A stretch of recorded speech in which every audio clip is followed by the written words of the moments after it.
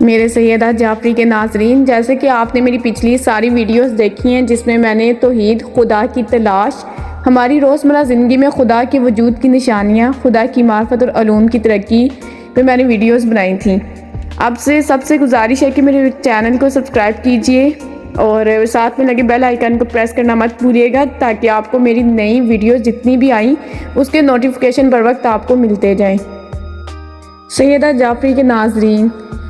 Topic ہے میرا خدا کی معرفت کے لیے 2 اطمینان بخش راستے۔ خدا کی معرفت کے موضوع پر قدیم زمانے سے آج تک متعدد کتابیں لکھی جا چکی ہیں اور صاحبان علم و غیر علم کے درمیان بہت سی گفتگو اور بحث ہوئی ہے۔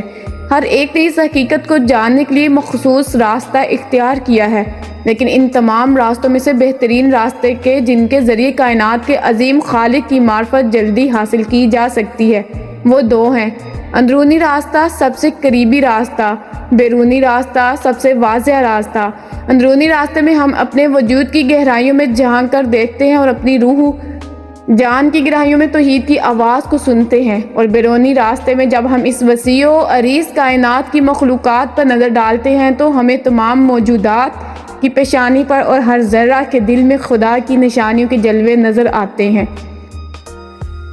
چونکہ ان دونوں راستوں سے متعلق گفتگو بہت طویل ہے، لہذا ہم ایک مختصر بحث کے ذریعے ان دونوں راستوں کا اجمالی جائزہ لیتے ہیں۔ اندرونی راستہ، ہمیں چاہیے ان چند امور پر صحیح معنوں میں غور و فکر کریں۔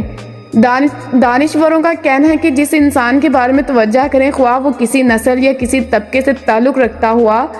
ہو، اور اس کے حال پر چھوڑ دیا جائے اور کوئی مخصوص تعلیم نہ دی جائے، یہاں تک کہ اس نے نہ تو خدا پرستوں کی بات سنی اور نہ مادہ پرستوں کی،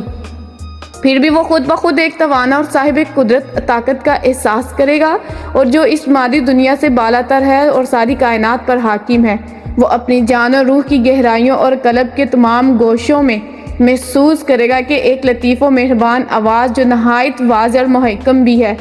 اسے علم و قدرت کے ایک عظیم مبدع کی جانب کے جسے ہم خدا کہتے ہیں بلا رہی ہے۔ یہ اسی انسانی فطرت کی پاک و پاکیزہ آواز ہے۔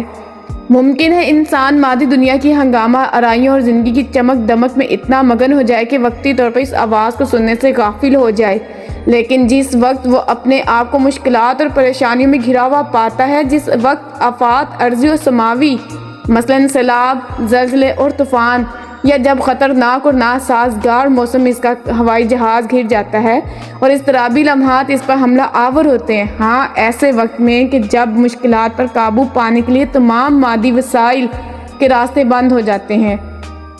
آپ کو ایسے لوگ بہت ہی کم ملیں گے کہ جنہیں زندگی کے کٹھن وقت میں ایسی توجہ حاصل نہ ہو اور بے اختیار خدا کی یاد آئے۔ میرے سیدہ جعفری کے ناظرین، یہ چیز اس امر کی نشاندہی کرتی ہے کہ ہم اس کے اور ہمارے کس قدر نزدیک ہے۔ وہ تو ہماری جان و روح میں موجود ہے۔ تاریخ ہمیں بتاتی ہے کہ ایسے طاقتور افراد جو عام حالات اور عیش و آرام کے وقت خدا کا نام تک لینا گوارا نہیں کرتے، لیکن جب ان کی طاقت کی بنیادیں متزلزل ہونے لگتی ہیں اور موت سامنے منڈلانے لگتی ہے تو اس وقت عظیم خالق کے سامنے دست سوال دراز کرتے ہیں اور فطرت کی آواز انہیں اچھی طرح سنائی دینے لگتی ہے۔ تاریخ بتاتی ہے کہ جب فرعون اپنی کشتی حیات کو دریا کی بپھری ہوئی موجوں میں گھرا ہوا پایا اور دیکھا کہ وہی پانی جو اس کی زندگی اور اس کے زیر تسلط ملک کی آبادی کا سرمایہ اور اس کی مادی زندگی کی تمام طاقتوں کا سرچشمہ تھا، اب اس کے سامنے موت کا پیام بن کر آیا ہے اور چھوٹی چھوٹی لہروں نے اس کو مجبور و لاچار کر دیا ہے اور ہر طرف سے نجات کی امید منقطع ہو چکی ہے، تو اس نے بآواز بلند کہا، اب میں اعتراف کرتا ہوں کہ موسیٰ کے بزرگوں برتر خدا کے علاوہ اور کوئی معبود نہیں۔ دراصل یہ آواز اس کی فطرت اور روح کے اندر سے ابھری تھی۔ نہ صرف فرعون بلکہ اس جیسے دوسرے لوگ بھی اس آواز کو سنتے ہیں۔ آپ بھی جب اپنے دل کی گہرائیوں میں جھانک کر دیکھیں تو آپ اس بات کی تصدیق کریں گے کہ اس میں ایک ایسا نور چمک رہا ہے جو آپ کو خدا کی جانب بلا رہا ہے۔ شاید آپ کی زندگی میں بارہا ایسے سخت اور مشکل مواقع آئے ہوں گے جب مشکلات سے نجات حاصل کرنے کے لیے تمام مادی و وسائل کے راستے بند ہو گئے ہوں گے۔ ان لمحات میں یقیناً آپ کو اس حقیقت کا احساس ہوگا کہ اس عالم ہستی میں ایک ایسی قادر مطلق طاقت موجود ہے جو ان مشکلات کو آسانی سے حل کر سکتی ہے۔ صرف ایک سوال ممکن ہے کہ میں آپ کے کسی بھی دل میں یہ سوال پیدا ہوا کہ آیا اس بات کا امکان نہیں کہ ہم نے جس ماحول میں پرورش پائی اور ماں باپ سے ہمیں جو تعلیم ملی ہے اس کے زیر اثر احساس ہوا، ہمارے دل میں یہ خیال آتا ہے خدا کے آگے دست حاجت دراز کرتے ہیں۔ آپ کی یہ سوال کرنے کا حق ہے، مگر ہمارے پاس اس کا دلیل کے ساتھ اور دلچسپ جواب بھی موجود ہے جسے ہم آئندہ سبق میں پیش کریں گے۔ قرآن مجید بہت خوبصورت فرماتا ہے سورہ عنکبوت میں